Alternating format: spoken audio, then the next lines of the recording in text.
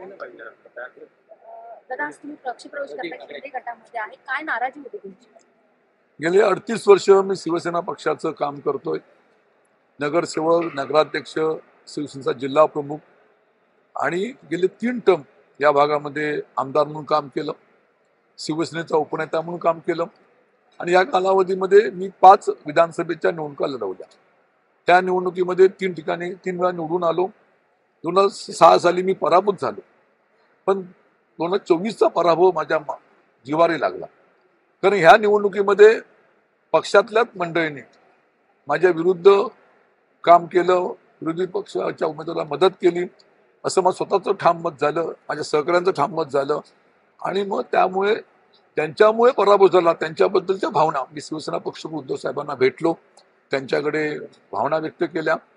त्यानंतर मी शांत होतो.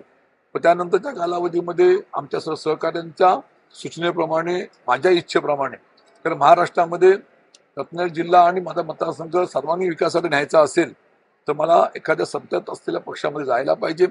या भूमिकेने मी भारतीय जनता पक्ष, अजितदादांचा राष्ट्रवादी पक्ष आणि एकनाथ शिंदेचा शिवसेना पक्ष, या तिन्ही पक्षामध्ये शिवसेना बाळासाहेब ठाकरे हे शिवसेना एकनाथ शिंदेकडे आहेत. जुनी निशाणी धनुष्यबाण आहे आणि म्हणून सर्वांच्या सूचनेप्रमाणे आम्ही एकनाथ शिंदेच्या पक्षात जायचा निर्णय घेतलेला आहे.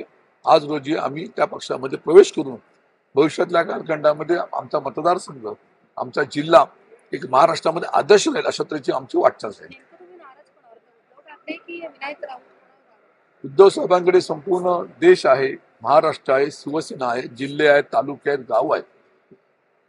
विनायक राऊतांकडे माझ्या माहितीप्रमाणे शिवसेना नेते म्हणून कोकणाची जबाबदारी होती. त्यांनी यासंबंधी लक्ष घालून यासंबंधी सर्व गोष्टी संपवायला पाहिजे होत्या, पण ते संपवण्यामध्ये अपयशी ठरले आणि मग ते पराभवाला तेच कारणीभूत असं तुम्हाला मी सांगितलं आणि म्हणून मला पक्ष सोडण्याचा आज रोजी मी निर्णय घेतला. तो निर्णय मी माहिती सांगितल्याप्रमाणे की एवढ्या वर्षाच्या वाटचालीमध्ये पक्ष सोडताना नक्कीच माझ्या मनामध्ये वेदना आहेत, दुःख आहेत, परंतु भविष्यातल्या कालखंडामध्ये एक वेगळी पहाट, वेगळं परिवर्तन यावं या दृष्टीने मी माझ्या सहकाऱ्यांच्या समवेत हा निर्णय घेतलेला आहे.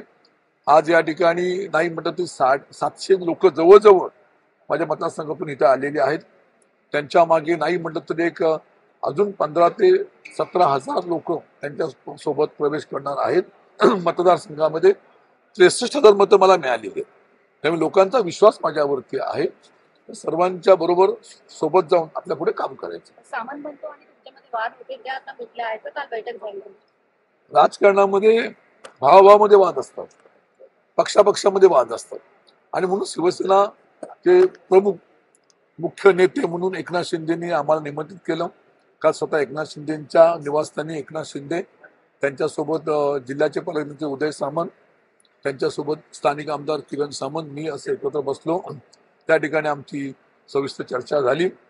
भविष्यातल्या कालखंडामध्ये मतदारसंघ असेल, तो जिल्हा असेल, पुढे नेमण्यासंबंधी चर्चा झाली आणि हातात हात घालून 100% शिवसेना पुढे न्यावी अशा त्यांनी सूचना दिल्या. तसा भविष्यामध्ये काम करू असं आपल्या माध्यमातून मी लोकांना सांगू इच्छितो.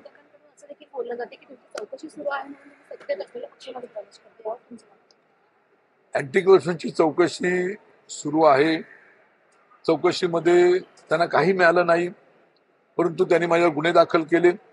आज सत्तेच्या अनुषंगाने त्या पक्षामध्ये गेलो असलो तर माझी चौकशी बंद करा अशी माझी काही इच्छा नाहीये, मागणी नाहीये. चौकशी पूर्ण करावी आणि त्यामध्ये दोषी असेल तर माझ्यावर कारवाई करू. मग मला माहिती आहे मी निर्दोष आहे आणि म्हणून माझ्यावर कोणती कारवाई होणार नाही, मला विश्वास आहे.